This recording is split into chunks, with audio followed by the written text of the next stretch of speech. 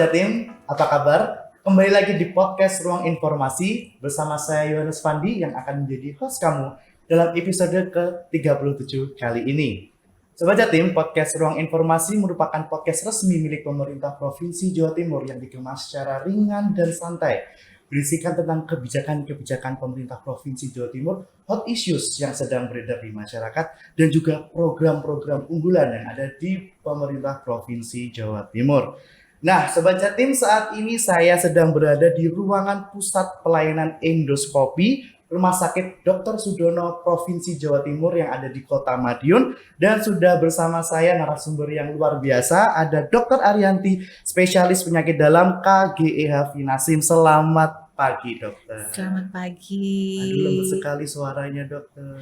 Menyapa Sobat Jatim dan Konco Sudono hari ini. Siap. Semoga sehat-sehat selalu. Amin. Kabarnya luar biasa, dokter. Luar biasa. Luar biasa. Nah, Sobat Jatim, kali ini saya dan Dr. Ariyanti akan membahas seputar kesehatan, khususnya masalah pencernaan. Baik, Sobat Jatim, masalah pencernaan ini sendiri bisa dialami oleh semua kalangan karena dianggap terlalu sepele. Seringkali orang itu tidak menyadari bahwa masalah pencernaan tersebut itu butuh pengobatan lebih lanjut dan mengarah ke tahap yang serius, dan pastinya butuh pemeriksaan lebih lanjut. Ada beberapa cara yang disarankan dokter untuk mengetahui dan memastikan kesehatan saluran pencernaan ini. Nah, salah satunya adalah endoskopi. Endoskopi sendiri adalah salah satu metode pemeriksaan paling jitu yang sangat dianjurkan oleh dokter. Maka dari itu, kali ini saya dan Dr. Ariyanti akan mengupas tuntas seputar endoskopi dan layanan unggulan endoskopi yang ada di Rumah Sakit Dr. Sudono Provinsi Jawa Timur yang ada di Kota Madiun. Baik, dokter, boleh sedikit cerita, dokter, kenapa dokter tertarik tentang endoskopi ini? Mungkin tentang riwayat belajarnya dokter juga dulu. Mungkin bisa di-share ke Sobat Jatim dan Konco Sudono. Iya, monggo. Terima kasih. Iya. Sobat Jatim dan Konco Sudono, kebetulan saya baru selesai menyelesaikan pendidikan konsultan khusus di salon cerna dan hepato. Jadi saya adalah konsultan gastroenterohepatologi atau disingkat KGEH dari FK UNER. Kenapa sih dengan gastro ini? Kenapa sih entero? Itu sebenarnya kalau Sobat Jatim atau Konco Sudono terutama, kita tahu semua penyakit mah. Mah itu sebenarnya bahasa Belanda yang bahasa Jawanya trennya itu ya lambung. Lambung adalah salah bagian dari saluran cerna. Saat ini itu penyakit saluran cerna merupakan salah satu penyakit terbanyak. Terbanyak itu kenapa? Hampir semua pasien, apapun penyakitnya itu pasti disertai dengan keluhan dari saluran pencernaan. Saluran pencernaan itu seperti kita tahu namanya saluran pipa. Jadi dia adalah organ yang berongga. Sehingga endoskopi ini adalah modalitas atau cara atau pemeriksaan kita dokter merawat saluran pencernaan Sobat Jatim dan Konco Sudono semua. Baik. Untuk endoskopi sendiri itu apa, dokter, dan bagaimana prosedurnya? Endoskopi itu ada beberapa macam yang dimiliki oleh beberapa spesialis, tapi pada saluran cerna, endoskopi itu adalah pemeriksaan di mana ada alat yang masuk di dalam saluran yang akan memeriksa apakah saluran cernanya itu baik-baik saja ataukah ada sesuatu yang menyebabkan keluhan yang menetap yang tidak membaik setelah diberikan obat atau setelah minum obat. Salurannya otomatis lewat mulut karena itu adalah pintu masuknya saluran cerna kita di dalam tubuh. Dari rongga mulut dengan bius lokal akan masuk ke kerongkongan, dari kerongkongan akan masuk ke lambung, dari lambung selanjutnya ke usus halus. Itu adalah pemeriksaan saluran cerna yang atas. Oke, untuk endoskopi sendiri itu ada berapa macam, dokter? Jenisnya. Jenis Jenis endoskopi. saluran cerna hanya ada dua, atas dan bawah. Atas dan bawah. Kalau atas itu untuk saluran cerna Atas. atas, kalau yang bawah untuk saluran cerna bawah atau usus besar. Usus besar. Jadi ada dua cara, Ada dua atas cara. dan bawah. Yang atas itu untuk yang bagian sini, yang bawah itu buat organ-organ yang lambung, usus, seperti itu ya dokter ya. Oke, baik. Penyakit apa saja dokter yang dapat didiagnosis dengan endoskopi?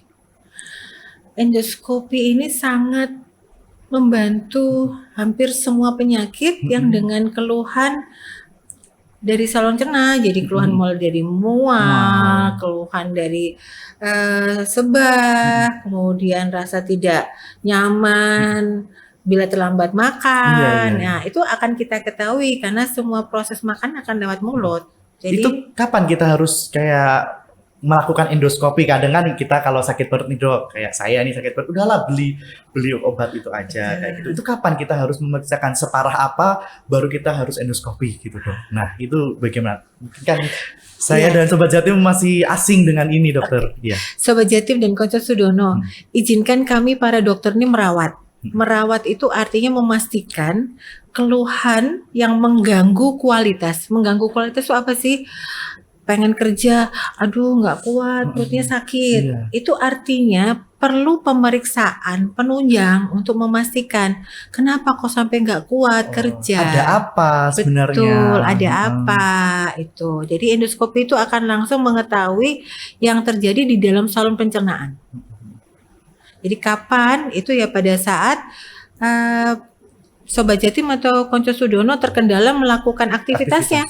Bisa kuliah, bisa sekolah, karena endoskopi ini mulai dari anak sampai dewasa sesuai dengan indikasi akan dilakukan pemeriksaan endoskopi. Oh, berarti senyampang itu mengganggu aktivitas kita sehari-hari. Betul. Kayak kemarin kayaknya udah aku minumin obat, tapi kok nggak sembuh-sembuh. Iya. Itu jangan terus minum obat terus gitu ya. Jadi pasti ada sesuatu yang salah. Tolong ada rasa ingin tahu. Aku udah minum obat kok nggak membaik ya. Ada apa sebenarnya? Ada apa? Tapi dokter kalau misalnya itu dibiarin dokter, Iya. bisa terjadi hal fatal ya berarti dokter. Kalau misalnya, kalau dibiarin tuh akhirnya kan ketidaktahuan itu akan menetap. Iya. Betul. Dan pasti ada konsekuensinya. Iya. Nah, kalau bahaya atau tidak itu terlalu awal ya kalau kita mau bilang. Tapi setidaknya itu tadi kita harus merawat kesehatan supaya tidak mengganggu. Supaya mungkin udah di screening di awal, kita tahu ada gangguan itu, terus bisa disembuhkan awal gitu, maksudnya diproses dari awal gitu, daripada ada sesuatu di sini tapi dibiarin terus sampai kayak gitu. Setuju. Kayak gitu ya dokter ya. Oke, baik.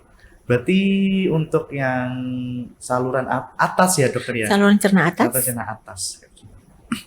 Oke dokter, apa tanda-tanda yang perlu diwaspadai oleh Sobat Jatim atau siapapun yang melihat podcast ini, apa tanda-tanda yang perlu diwaspadai dokter terkait masalah di dalam perut ini? Pada saluran cerna, yang wajib segera konsultasi, bukan berarti langsung dilakukan pemeriksaan, tidak, tapi konsultasi itu bila terjadi gejala-gejala yang dengan perdarahan, misalnya mual, tidak membaik, kemudian ada riwayat muntah, ada darah segar, otomatis kan perlu dilihat, yang berdarahnya yang mana. Kayaknya udah ada keluar darah itu udah takut, berarti langsung aja. Berarti kan ada luka. Ada luka di dalam. Kalau ada luka, lukanya mau di mana? Mau di kerongkongan, di lambung, di usus? Kalau doanya para dokter semua sama. Semua Sobat Jatim dan Konco Sudono tetap sehat. Tapi bila mana terjadi gangguan, izinkan kita merawat karena fasilitas sekarang sudah cukup lengkap, sangat lengkap. Oke, dokter. Berarti ini ngomongin lambung ini, Dok. Sebenarnya lambung ini tuh bagaimana sih dok? Banyak banget orang itu sakitnya itu sakit lambung. Sebenarnya lambung sendiri itu perannya di badan kita itu seperti apa dokter sebenarnya? Sebenarnya Allah itu menciptakan lambung tuh dalam kondisi yang sangat luar biasa karena dinding lambung itu terdiri dari 4 lapis. Sehingga hampir mustahil sebenarnya kalau kondisi normal, kondisi memasukkan sesuatu itu dalam kondisi sehat, itu hampir mustahil dia akan rusak. Terlebih lagi di dalam dinding lambung itu dia bergelombang. Jadi tidak semudah itu makanan-makanan yang pedas, makan makanan yang iritatif itu langsung merusak, sebenarnya tidak.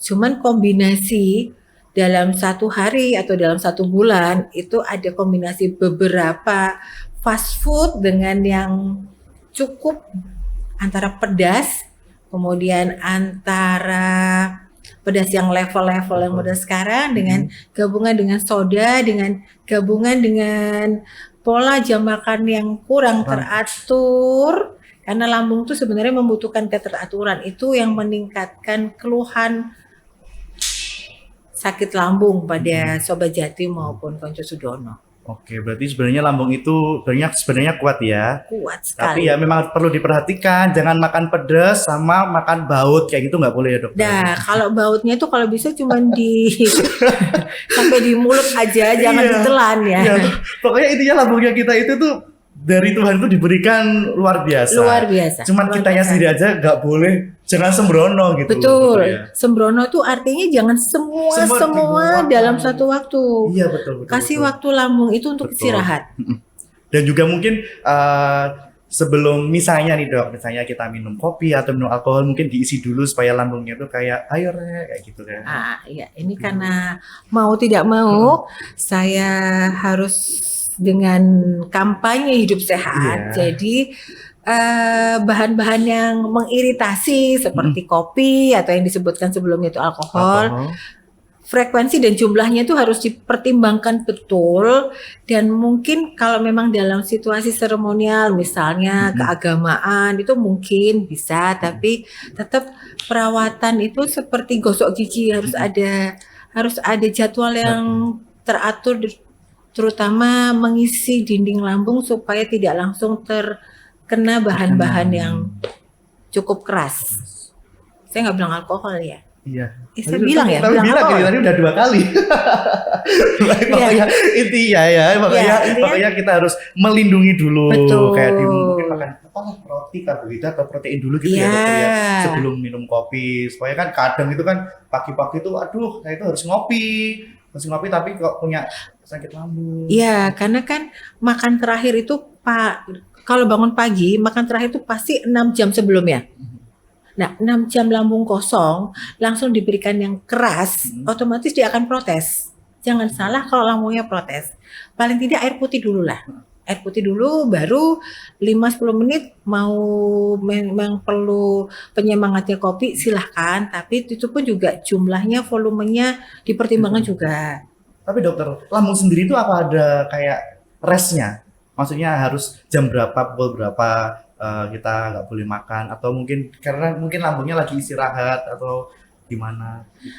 Kalau dari fungsi sebenarnya tiap 4 jam lambung itu akan memindah isinya ke usus. Oke. Nah, pada saat tidur, bangun pagi, posisinya lambungnya lagi kosong. Oh. Tidak adil kalau kosong itu diberikan bahan-bahan yang dia tidak suka. Kalau misalnya ini kan mungkin Gen Z, Sobat Jatim kan suka nongkrong ya dok ya, nongkrong sampai pagi. Oke, Nah, itu gimana, Dok? nongkrong sampai pagi. Terus, Nongkrong sampai pagi itu sebenarnya sekarang itu berkembangnya selama lambung ini tetap diperhatikan. Yang sering itu kan lagi asik nih kopi. Sebenarnya nggak nongkrong doang, kayak pekerja-pekerja zaman sekarang kan juga Iya. 24 jam nonstop itu loh dokter. Boleh. Gimana tipsnya mungkin buat Sobat Jatim itu ini dokter apa? Supaya bisa tahu tips-tipsnya supaya menjaga lambung kayak gitu.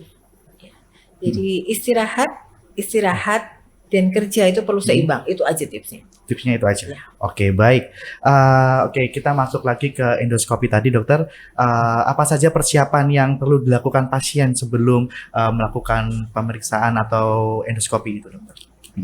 Di Rumah Sakit Dr. Sudono ini kita sudah hampir lebih dari 10 tahun melakukan. Persiapannya cukup mudah. Puasa 6 jam, kemudian pasien itu datang, Kami juga hampir 80% adalah peserta BPJS, sehingga begitu persyaratan administrasinya terpenuhi, pasien itu datang ke ruang endoskopi, dilakukan pemeriksaan. Kalau pemeriksaan di atas kurang lebih 10-15 menit, setelah dengan bius lokal. Setelah itu pasien menunggu laporan hasilnya dan bisa pulang di hari yang sama. Oke, itu ada pantangan-pantangan sebelum melakukan endoskopi, mungkin dari makanan, minuman, atau lain-lain gitu. Kalau untuk endoskopi saluran cerna yang bawah itu memang ada persiapan untuk makannya. Jadi memang ada diet bubur, kecap, karena saluran bawah itu kan 1,60 meter. Dia harus bersih betul semua dindingnya supaya kita bisa tahu persis kelainannya, bisa menemukan penyakitnya. Kemudian ada lavamen itu artinya mengeluarkan semua penghuni saluran cerna bawah itu. Jadi kalau untuk persiapan khususnya sih tidak menyulitkan. Sangat-sangat. Untuk penyakit bawaan mungkin kayak ada diabetes atau hipertensi, itu bagaimana tuh? Apakah aman mengikuti prosedur endoskopi ini? Sangat aman karena pemeriksaan, karena indikasi ini kita akan lakukan screening, bukan screening, jadi pemeriksaan awal, berapa tekanan darahnya, gula darah terakhir.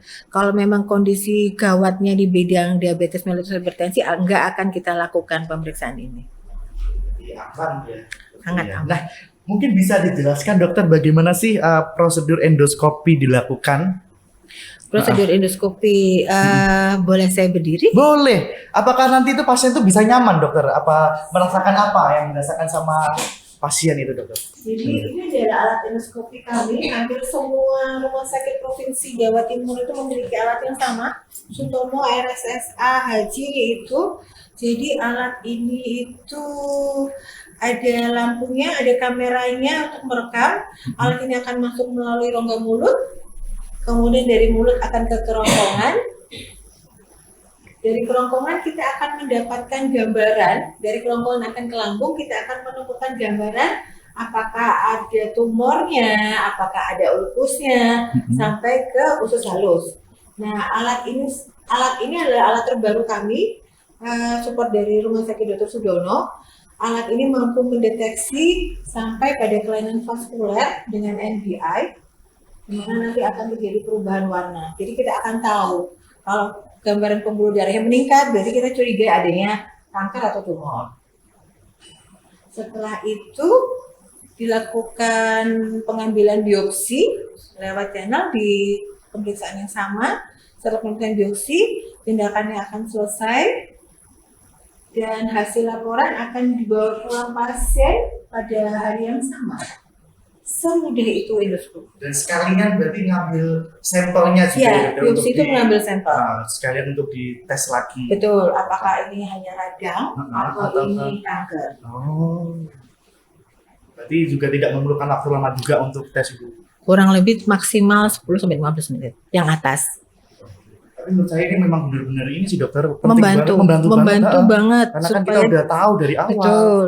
Intinya Sobat Jatim dan Konco Sudono, kalau penyakitnya ketahuan, obat itu sudah ada disediakan oleh pemerintah. Tapi selama kalian tidak memastikan punya penyakit itu, boleh bilang GERD, tapi kalau kita tidak menemukan kelainan di saluran cerna atas, berarti kan bukan GERD. Berarti pengobatan yang dilakukan itu tanda tanya.